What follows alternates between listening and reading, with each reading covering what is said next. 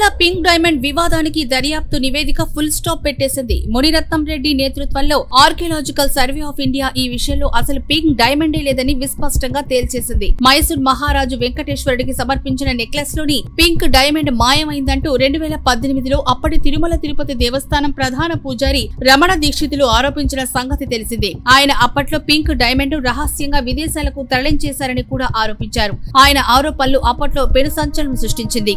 భక్తులు సైతం శ్రీవారి ఆభరణాలకే భద్రత లేదా అన్న ఆందోళన వ్యక్తం చేశారు. అప్పట్లో వైసీపీ అప్పటి అధికార తెలుగుదేశం ప్రభుత్వంపై ఈ విషయంలో తీవ్ర ఆరోపణలు చేసింది. అప్పటి ముఖ్యమంత్రి చంద్రబాబు లక్ష్యంగా ఆరోపణలు విమర్శలు గుప్పించింది. అయితే నాడు రమణ దీక్షితులు చేసిన ఆరోపణలు శుద్ధ అబద్దాలని ఇప్పుడు ఆర్కియాలజికల్ సర్వే ఆఫ్ ఇండియా తేల్చేసింది.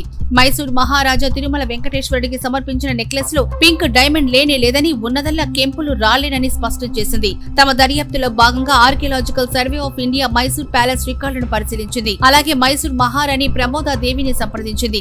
ఆ తర్వాత ఆ నెక్లెస్ లో అసలు పింక్ డైమండే లేదని నిర్ధారించి ఆ మేరకు నివేదిక సమర్పించింది. అంతేకాకుండా 2001లో గరుడ సేవ సందర్భంగా భక్తులు విసిరిన నాణేల కారణంగా నెక్లెస్ లోని కెంపు దెబ్బతిని విరిగి ముక్కలైందని, ఆ విషయం అప్పట్లో అధికారికంగా నమోదైందని దర్యాప్తు నివేదిక పేర్కొంది. దాని ఆధారంతోనే పింక్ డైమండ్ అంటూ తప్పుడు ప్రచారం జరిగిందని స్పష్టం చేసింది.